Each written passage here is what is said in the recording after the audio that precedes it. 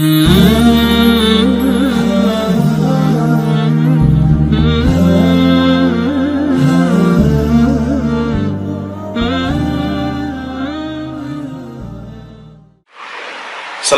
warahmatullahi wabarakatuh. Alhamdulillah, wassalatu wassalamu ala rasulillah wa ala alihi wa sahbihi wa man tabi'ahu wa nasarahu wa wala. La hawla wa la quwwata illa billah, amma ba'du. Jamaah yang dirahmati Allah subhanahu wa ta'ala, alhamdulillah kita sudah berada di bulan suci Ramadan. Ramadan yang penuh dengan keajaiban, penuh dengan kemuliaan, penuh dengan keberkahan, penuh dengan rahmat dan ampunan dari Allah subhanahu wa ta'ala. Ramadan tahun ini memang sedikit berbeda dari sebelum-sebelumnya. Ramadan tahun ini tidak seperti biasa kita menjalankan perintah Allah subhanahu wa ta'ala untuk taat kepada ulil amri, selain taat kepada Allah dan Rasulnya sallallahu alaihi wasallam. Mentaati anjuran ulil amri, pemerintah dan para ahli kesehatan sebagai ulil amri kita, selain mematuhi fatwa ulama yang juga menjadi ulil amri, adalah merupakan ajaran agama Islam. Kita berpahala jika kita niatkan untuk taqarrub kepada Allah subhanahu wa ta'ala, mentaati fatwa ulama, mengikuti protokol kesehatan, dan juga memperhatikan aspek kesehatan. Selain protokol kesehatan, juga kita harus memperhatikan protokol spiritual agar ibadah Ramadan kita tetap bermakna dan tetap kita memiliki semangat dan gairah yang tinggi untuk mensiarkan dan menghidupkan hari-hari di bulan suci Ramadan. Pemirsa yang dirahmati Allah subhanahu wa ta'ala, jamaah Masjid Raya Pondok Indah, ya, yang insya Allah mudah-mudahan senantiasa diberkahi oleh Allah subhanahu wa ta'ala. Tema kita adalah manajemen sholat agar lebih berkualitas. Sholat adalah tiang agama. Sholat adalah rukun agama, bahkan dikatakan oleh baginda Rasulullah Shallallahu Alaihi Wasallam sebagai rukun agama atau ruknul arkan. Nabi Shallallahu Alaihi Wasallam bersabda, "As-salatu imaduddin, faman aqamaha faqad aqamad-din, wa man tarakaha faqad hadamad-din." Salat itu, kata Rasulullah Shallallahu Alaihi Wasallam, adalah tiangnya agama. Siapa yang mendirikan salat, maka dia telah menegakkan agama ini. Dan siapa yang meninggalkan salat, maka berarti dia telah meruntuhkan bangunan agama ini. Na'udzubillah, tsumma na'udzubillah min zalik. Kewajiban salat 5 waktu, pemirsa yang dirahmati Allah subhanahu wa ta'ala, diwajibkan oleh Allah langsung di Sidratil Muntaha. Diwajibkan langsung, tidak dengan cara Allah mengutus malaikat Jibril untuk turun ke dunia, ya, mendatangi Rasulullah sallallahu alaihi wasallam, tetapi beliau, Allah subhanahu wa ta'ala, memanggil Rasulullah sallallahu alaihi wasallam. Beliau Rasulullah SAW dipanggil oleh Allah, diperintahkan oleh Allah untuk naik ke Sidratil Muntaha dalam tersatu perjalanan yang kita kenal dengan peristiwa Isra dan Mi'rajnya Nabi kita Muhammad sallallahu alaihi wasallam. Saudara yang dirahmati Allah, itulah satu di antara keistimewaan salat. Dia diwajibkan oleh Allah di tempat yang paling tinggi, tidak melalui perantara malaikat Jibril, melainkan Allah subhanahu wa ta'ala memanggil dan menyeru kepada hambanya yang bernama Muhammad ibni Abdillah, utusan Allah yang terakhir, yang pamungkas, untuk menerima kewajiban salat 5 waktu bagi umat Nabi di akhir zaman ini. Luar biasa. Pemirsa yang dirahmati Allah subhanahu wa ta'ala, maka itu salat berbeda dengan kewajiban-kewajiban rukun-rukun Islam yang lainnya. Dia menjadi tiang agama, dia menjadi rukun agama yang paling pokok atau ruknul arkan, dan bahkan dia menjadi pembeda antara muslim dengan kafir. Nabi SAW bersabda, al-ahdul ladzi bainana wa bainal kufri tarkus shalah. Pembeda yang menjadikan kita membedakan diri antara seorang muslim dan kafir itu adalah meninggalkan sholat. Ciri orang kafir dia meninggalkan sholat, ciri muslim dia wajib melaksanakan sholatnya 5 waktu. Untuk apa? Pemirsa dirahmati Allah Subhanahu wa ta'ala, maka ada fungsi ibadah sholat ini yang digariskan oleh Rasulullah Sallallahu Alaihi Wasallam, dan juga di dalam banyak ayat-ayat Al-Quranul Karim Allah Subhanahu wa ta'ala menyatakan beberapa fungsi daripada ibadah sholat ini.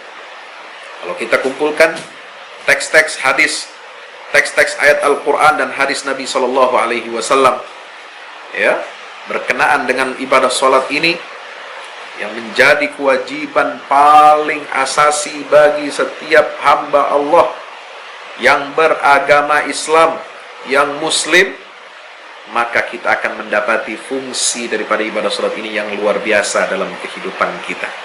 Apa? Yang pertama, Al-Quran menyatakan bahwasanya fungsi daripada ibadah sholat ini adalah untuk mencegah diri kita dari perbuatan keji dan mungkar. Allah Subhanahu wa ta'ala berfirman dalam surah Al-Ankabut, innas salata tanha 'anil fahsya'i wal munkar. Sesungguhnya ibadah salat yang fardu itu, ya, bahkan tercakup di dalamnya salat sunnah, dalam cakupan ayat itu masuk tanha 'anil fahsya'i wal munkar, maka dia akan mencegah dari perbuatan keji dan mungkar. Subhanallah. Ini Allah Subhanahu wa ta'ala langsung sampaikan. Salat itu mencegah diri kita dari perbuatan keji dan mungkar. Tentu salat yang bukan sembarangan. Salat yang dilakukan dengan penuh kekhusyuan. Salat yang dilakukan secara baik dan benar sesuai dengan syarat dan rukunnya. Salat yang didirikan oleh seorang muslim dengan penuh khusyuk, ya, wa innaha lakabiratun illa 'alal khashi'in. Salat itu sesungguhnya berat dilaksanakan. Bukan hanya berat dari segi mentalitas jiwa kita untuk melaksanakan ibadah salat ini, karena 5 waktu dalam 1 hari. Mungkin kalau dalam agama lain, ya, mereka melaksanakan ibadah yang rutin, ritual, mendatangi rumah ibadah mereka itu sepekan sekali.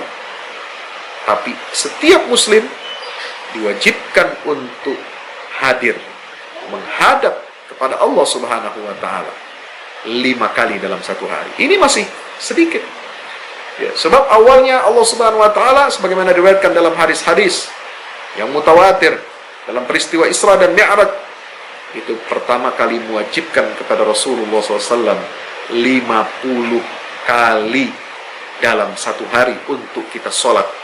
Subhanallah. Sehingga beliau bolak-balik turun, ya, atas saran Nabi Musa alaihissalam. Beliau meminta keringanan kepada Allah Subhanahu wa ta'ala, sehingga sholat yang wajib dilakukan oleh kaum muslimin diberikan keringanan oleh Allah hanya 5 kali dalam 1 hari, atau yang dikenal dengan sholat 5 waktu. Saudara yang dirahmati Allah Subhanahu wa ta'ala, inilah kedermawanan, inilah kelembutan, inilah rahmat dan kasih sayang Allah Subhanahu wa ta'ala kepada kita, hambanya, umat Rasulullah Sallallahu Alaihi Wasallam. Sebab itu manajemen sholat ini sangat penting. Sebab kalau kita tidak memanage sholat kita dengan baik, maka tujuan-tujuan atau fungsi-fungsi daripada ibadah sholat yang sangat luar biasa itu tidak akan bisa tercapai dengan maksimal. Apalagi fungsi daripada sholat ini, ya, dalam Al-Quran surat Taha dinyatakan, wa aqimis sholata li dzikri. Dirikanlah sholat agar kalian dapat mengingat aku, mengingat Allah Subhanahu wa ta'ala.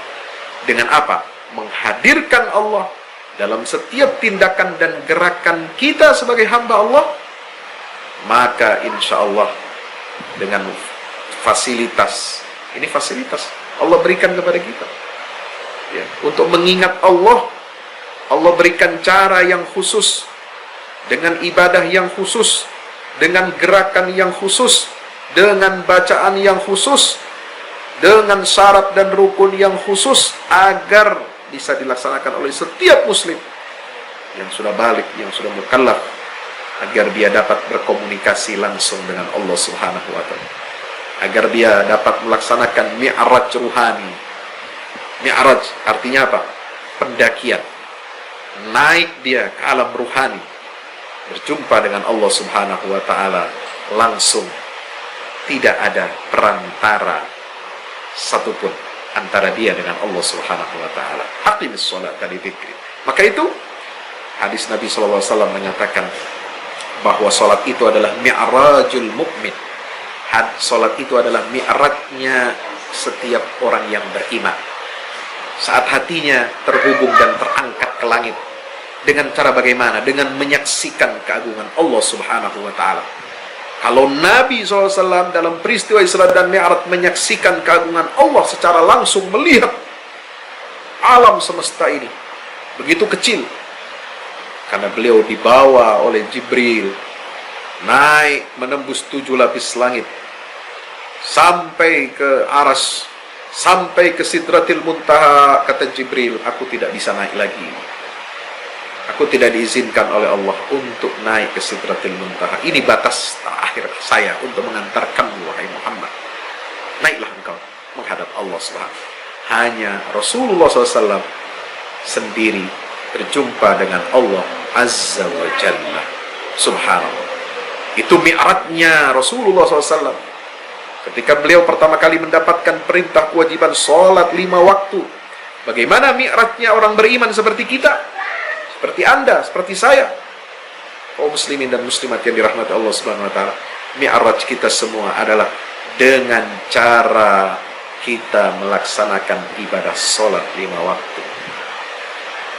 Hati kita akan terhubung dengan Allah, tersambung dengan Allah, terkoneksi dengan Allah Subhanahu wa Ta'ala. Ketika kita menyatakan niat dalam hati kita, kita sholat fardu, zuhur, asar, maghrib, isya, dan subuh, Allahu Akbar, subhanallah, kita menghadirkan Allah. Saat itu langsung terkoneksi, ya, ada tol langit, ada koneksi antara bumi dan langit, dilakukan oleh setiap hamba Allah 5 kali dalam satu hari. Allahu Akbar, subhanallah. Itulah mi'raj ruhani setiap mukmin, setiap orang yang beriman. Saudara yang dirahmati Allah, yang keempat adalah, ya, sebagaimana hadis Nabi SAW, fungsi daripada ibadah sholat ini untuk apa? Untuk membersihkan jiwa kita dari noda-noda dosa. Karena setiap manusia ini, hamba Allah, tidak lepas dari dosa, tidak pernah lepas dari khilaf. Ya, kullu ibni adama khatta'un wa khairul khatta'in at-tawwabun. Setiap anak Adam pasti pernah melakukan kesalahan. Memang manusia ini tempat salah dan khilaf. Al-insan mahallul khata' wan nisyan. Memang tempatnya salah dan lupa. Itulah manusia. Hamba Allah, ya, tidak selamanya dia menjadi orang baik. Ada kalanya dia futur, ada kalanya dia jatuh, ada kalanya dia terjerumus, terjebak, ya, dalam jebakan syaitan yang setiap waktu, setiap saat mengganggu dan menghalangi manusia dari jalan Allah Subhanahu wa Ta'ala. Maka fungsi ibadah salat adalah untuk apa? Membersihkan diri kita dari noda-noda dosa. Kalau noda fisik, dari debu, dari kotoran fisik, kita mandi, ya, 1 kali 2 kali sehari. Pergi berangkat kerja kita mandi, pulang kerja sampai di rumah kita mandi. Subhanallah, itu membersihkan fisik kita. Ya, fisik kita saja, badan kita ini perlu mandi. Subhanallah. Ya. Salat akan membersihkan jiwa kita dari noda-noda dosa. Subhanallah. Bagaimana? Diawali dengan apa? Wudu. Wudu ini, jadi sholat itu menggabungkan antara kebersihan fisik dan kebersihan jiwa. Kebersihan fisik dengan apa? Dengan wudu, dengan toharah, dengan bersuci. Ya, kita mengusap, membasuh wajah kita, kedua tangan kita sampai siku, kemudian kepala kita, telinga kita, lalu kemudian kaki kita. Subhanallah. Dan yang kedua adalah kita membersihkan jiwa kita, rohani kita. Bayangkan, 5 kali dalam satu hari kita dibersihkan oleh Allah, fisik kita dan rohani kita, jasad dan ruhiyah kita dibersihkan oleh Allah Subhanahu wa taala. Apa kata Nabi SAW? Ara'aitum law anna nahran bi babi ahadikum yaghtasilu minhu kulla yawmin 5 marrat ma taqulu hal yabqa min darani? Kata Nabi SAW, bertanya, ya, apa pandangan kalian, pendapat kalian jika ada sungai, ya, ini sungai, ya, di depan pintu rumah kalian, ya, bibabi ahadikum yaghtasilu minhu kulli yawmin 5 marrat, yang mana air sungai itu membasuh, ya, pekarangan rumah kita 5 kali dalam satu hari. Atau kita penghuni rumah itu mandi, ya, di sungai yang bersih, jernih, yang mengalir. Kita mandi di situ 5 kali sehari. Bagaimana? Apakah badan kita, fisik kita, rumah kita, pekarangan kita menjadi bersih? Halia beqamin darani, apakah ada masih tersisa kotoran? Tentu tidak. Allahu Akbar. Inilah fungsi daripada ibadah sholat. Ya. Yang berikutnya, pemirsa yang dirahmati Allah Subhanahu wa taala, sholat ini membuat hati kita bercahaya, menjadi bening, menjadi cernih. Sehingga apa? Hati yang bersih, yang bening, yang jernih itu dapat menangkap sinyal. Apa itu sinyal? Sinyal yang hak dari Allah Subhanahu wa taala, kebenaran.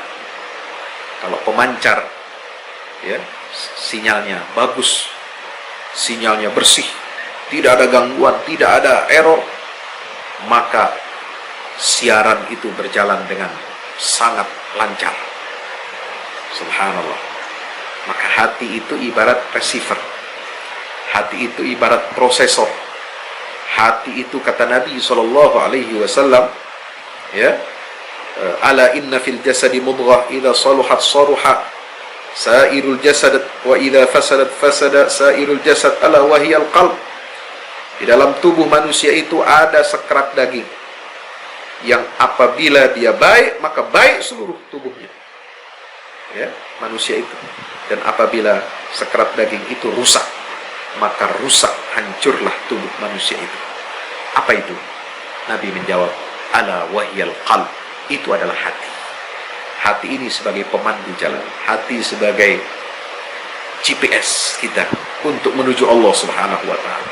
Maka hati yang bersih ini harus kita bangun, harus kita pelihara, harus kita jaga. Bagaimana cara memaintenance hati agar dia tetap bersih, bening, jernih, ya, menangkap sinyal kebenaran dari Allah dengan bagus, dengan baik? Caranya adalah, yang paling utama adalah dengan menegakkan sholat 5 waktu.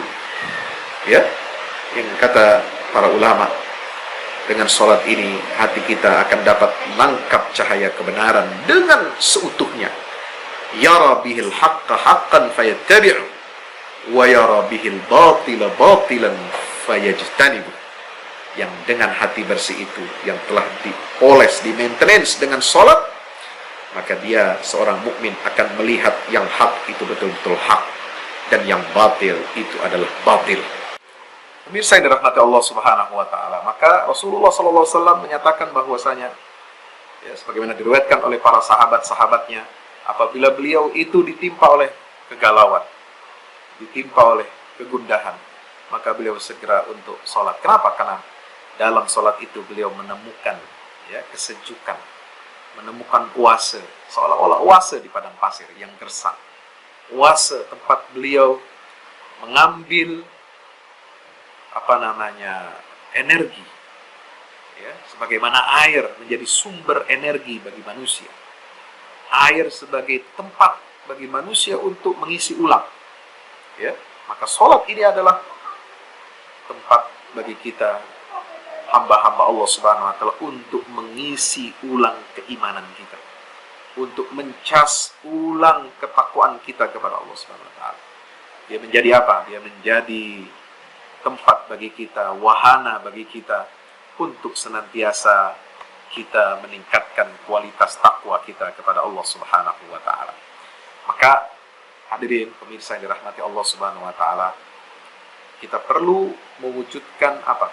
Manajemen sholat yang baik. Karena keutamaan sholat begitu luar biasa. Kalau sholat dilaksanakan hanya sekedar untuk, ya, memutuskan kewajiban, atau kita melepaskan diri dari kewajiban. Kalau sholat kita laksanakan, ya, kita anggap dia sebagai beban, maka ini menjadikan sholat kita hampa dan sia-sia. Subhanallah. Maka itu bagi kita penting untuk mewujudkan apa? Manajemen sholat. Bagaimana agar sholat kita ini menjadi khusyuk? Bagaimana agar sholat kita ini fungsional sesuai dengan fungsinya? Bagaimana agar sholat kita ini, ya, menjadi maksimal, bisa menghadirkan kebaikan-kebaikan sebagaimana yang dijamin oleh Allah dan Rasul-Nya dalam ayat-ayat Al-Quran dan juga hadis dari Nabi kita Muhammad SAW. Yang pertama, manajemen sholat kita adalah harus tepat waktu, kedisiplinan. Ya, karena kedisiplinan ini, inna sholata kanat 'alal mu'minina kitaban mawquta. Sholat itu difardukan, diwajibkan oleh Allah Subhanahu wa taala kepada orang-orang yang beriman, itu telah ditetapkan waktu-waktunya. Subhanallah. Rahasia yang luar biasa dari Allah Subhanahu wa taala. Di pagi hari, di waktu subuh, kita disuruh bangun, bermunajat kepada Allah. Pada saat orang lain sedang tidur, orang kafir sedang tidur, orang fasik, orang munafik sedang tidur, ya. Ketika udara itu bersih, jernih, kita diminta untuk bangun menghadap Allah Subhanahu wa taala. Ya, setelah kita berdoa, alhamdulillahilladzi ahyana ba'dama amatana wa ilaihin nusyur. Allahu akbar. Kita bangun menghadap Allah Subhanahu wa taala, merasakan keindahan, kesejukan pagi. Ketika kita bersujud, ketika kita ruku, ketika kita bertakbiratul ihram, ketika kita bersyahadat. Subhanallah, di dalam salat ini luar biasa. Dan hebatnya, di dalam salat ini ada selalu kita mengucapkan ikrar setiap hamba Allah. Iyyaka na'bud wa iyyaka nasta'in. Ya, ini hanya kepadamu ya Allah kami menyembah, dan hanya kepadamu kami memohon pertolongan. Subhanallah. Saudara pemirsa yang dirahmati Allah Subhanahu wa taala. Yang kedua, agar menjadikan sholat kita ini fungsional, ya, kita perlu manajemen sholat ini. Yang kedua apa? Adalah memahami, ya, mengikuti bacaan yang kita baca di dalam sholat. Harus kita baca dengan penuh kekhusyuan. Kita berusaha memahami setiap ayat yang kita baca, setiap zikir yang kita baca. Ketika takbiratul ihram dimulai dengan doa iftitah, ya, perlahan kita baca dengan penuh penghayatan. Subhanallah. Baca surah Al-Fatihah perlahan, kita resapi maknanya, ya, agar kita senantiasa mendapatkan ketenangan batin, ya, mendatangkan rahmat dari Allah Subhanahu wa taala. Ketika kita ruku bertasbih, subhana rabbiyal azim, subhana rabbiyal azim. Pemirsa yang dirahmati Allah Subhanahu wa taala, unsur yang kedua, ya, dari manajemen sholat ini adalah kita harus memahami bacaan sholat kita. Ya, sebab sangat penting sekali agar menghadirkan kekhusyuan, menghadirkan kualitas sholat yang berkualitas ini, tidak bisa tidak kecuali dengan menghadirkan pemahaman dari kekhusyuan sholat kita. Kita bisa sholat khusyuk apabila kita memahami apa yang kita baca. Ketika kita takbiratul ihram, ketika kita ruku, ketika kita sujud baca surat Al-Fatihah, ketika kita sedang berikrar kepada Allah Subhanahu wa taala, maka di sini pentingnya kita untuk memahami makna daripada ibadah salat kita sesuai yang dituntunkan oleh baginda Rasulullah sallallahu alaihi wasallam. Para pemirsa yang dirahmati Allah Subhanahu wa taala, manajemen salat kita harus kita tingkatkan. Dan bulan suci Ramadan ini adalah bulan yang sangat baik bagi kita. Perbaharui lagi interaksi kita dengan Allah, interaksi kita ketika kita beribadah kepada Allah Subhanahu wa taala, memperbaiki bacaan kita, memperbaiki pemahaman kita, memperbaiki ilmu kita tentang ibadah, tentang tugas dan kewajiban kita sebagai hamba Allah Subhanahu wa taala. Ya, oleh sebab itu, ya, mari kita sama-sama memperbaiki kualitas ibadah salat kita, ubudiyah kita kepada Allah Subhanahu wa taala dengan salat yang benar, yang khusyuk, penuh dengan kedisiplinan, penuh dengan himmah. Apa itu himmah? Ya, keseriusan dan kesungguhan hati kita untuk melaksanakan ibadah. Ketika mendengar salat, ya, ini alarm salat ada di setiap gadget kita, ya, selalu mengingatkan kita sudah tiba masuk waktunya sholat 5 waktu. Tapi kadang-kadang suara azan itu hanya sekedar suara. Kita lebih mementingkan panggilan telepon dari atasan kita, panggilan telepon dari bos kita, panggilan telepon dari klien kita, panggilan telepon dari customer kita, panggilan telepon dari teman kita main golf, panggilan telepon dari jenderal anu, panggilan telepon dari menteri anu, panggilan telepon dari konglomerat anu, panggilan telepon dari, subhanallah. Inilah yang menyebabkan fungsi ibadah sholat kita ini tidak berguna, ya, tidak menghasilkan, ya, sekian banyak fungsi-fungsi yang telah disampaikan oleh Allah dan Rasulnya di dalam Al-Quranul Karim. Ya. Tidak sedikit juga jamaah kaum muslimin yang masuk ke dalam masjid masih sibuk dengan HP-nya, mendengarkan, hadir, duduk untuk sholat Jumat, mendengarkan khutbah Jumat. Ya, kalau di bulan Ramadan masuk ke masjid misalnya dalam keadaan normal, ya, mereka melaksanakan ibadah tarawih, sementara HP-nya berdering, sibuk untuk menjawab panggilan, sibuk untuk membalas WA, sibuk untuk merespon ini dan itu. Ini ibarat pemain bola, ya, orang main bola saja, pemain ketika masuk ke lapangan dia harus menanggalkan semua kesibukan duniawinya. Dia masuk ke tengah lapangan dalam keadaan fokus, ya, fokus menggiring bola, fokus menerima umpan bola, fokus untuk mencetak gol, fokus untuk menjaga pertahanan dari serangan lawan.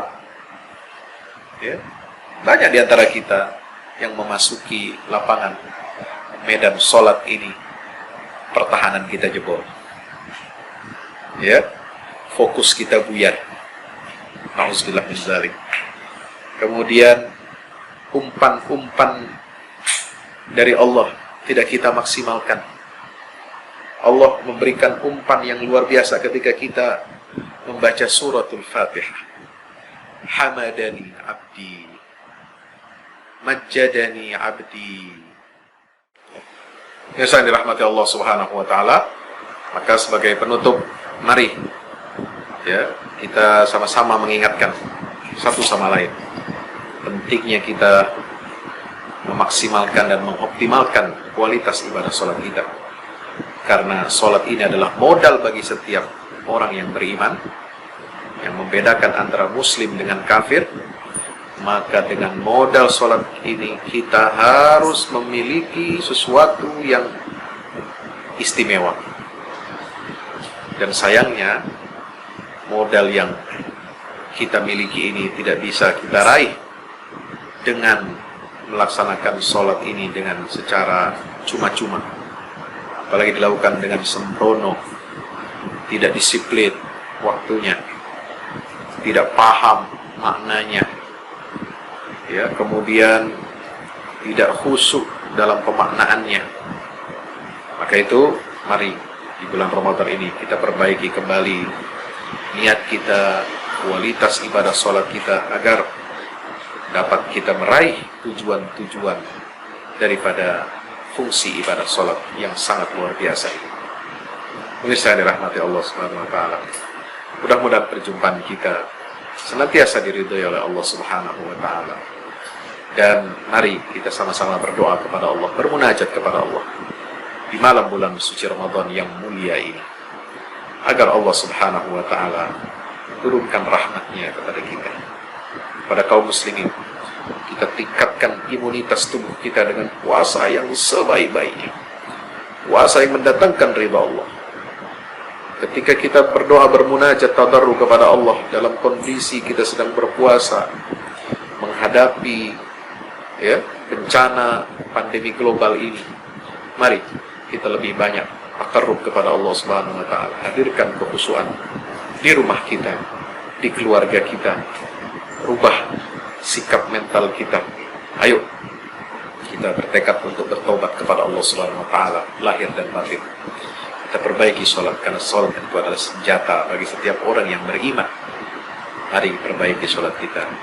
Ya Rabbana ya Karim, Ya Rahman ya Rahim, Ya Allah, ampunilah dosa-dosa kami, dosa kedua orang tua kami, dosa seluruh kaum muslimin dan muslimat.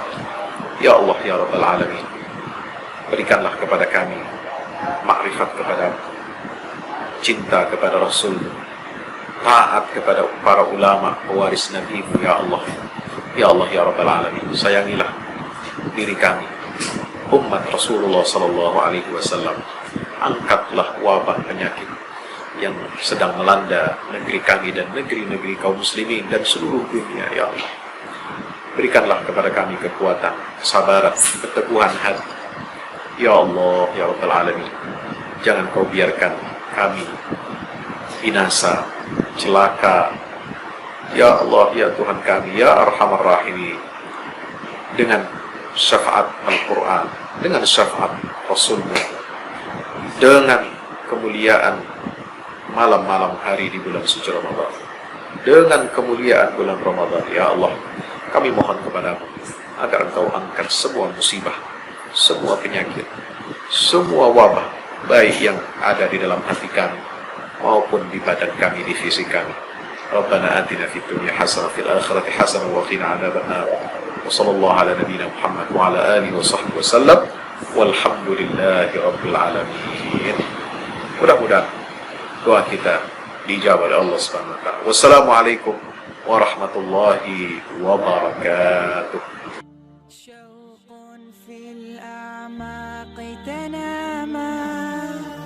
ولتلك الأيام تسامى رمضان إليك قد اشتقنا تملأنا حبا وسلاما تملأنا حبا وسلاما